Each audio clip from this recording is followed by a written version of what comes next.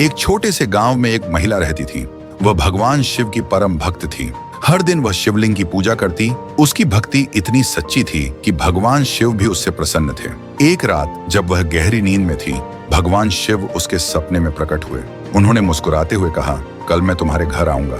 यह सुनकर उसकी खुशी का ठिकाना नहीं रहा। वह उत्साह में उठ बैठी और अगले दिन की तैयारियों के बारे में सोचने लगी। सुबह होते ही उसने पूरे घर को साफ किया, भगवान शिव के स्वागत के लिए एक सुंदर आसन सजाया और 56 भोग बनाने की तैयारी में जुट गई।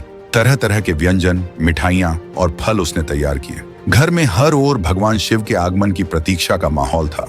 दोपहर को जब वह दरवाजे पर खड़ी थी तो उसने देखा कि एक दुबला पतला गंदे कपड़े पहने भिखारी उसके घर के बाहर खड़ा है। भिखारी ने कहा, मुझे खाने को कुछ दे दो। उसने सोचा, भगवान शिव तो आने ही वाले हैं, इस भिखारी को भी भूखा नहीं भेजना चाहिए। वह रसोई में गई और रोटियां लाकर उसे दे दी, लेकिन भिखारी ने रोटियां जमीन पर फेंक दी और गुस्से में कहा, मुझे तुम्हारे 56 भोग चाहिए। यह सुनकर उसे क्रोध आया, लेकिन थोड़ा विचार के बाद वह भिखारी को घर के अंदर ले गई और 56 भोग परोस दिए।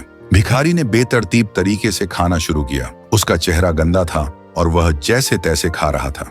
भोजन करने के बाद उसने भगवान शिव के लिए तैयार किए गए सुंदर आसन पर बैठ गया और अपने शरीर को खुजाने लगा। महिला के भीतर का क्रोध बढ़ रहा था, लेकिन उसने कुछ नहीं कहा। कुछ देर बाद भिखारी अचानक चमकते प्रकाश में बदल गया। उसने देखा कि वह कोई और नहीं, स्वयं भगवान शिव थे। भगवान शिव बोले, आज मैंने तुम्हारी भक्ति और सेवा की परीक्षा ली। तुमने क्रोध और अहंकार को त्याग कर मुझे सच्चे दिल से सेवा दी। मैं तुमसे प्रसन्न हूँ। भगवान शिव ने उसे आशीर्वाद दिया और कहा, तुम्हारा घर हमेशा सुख समृद्धि से भरा रहेगा।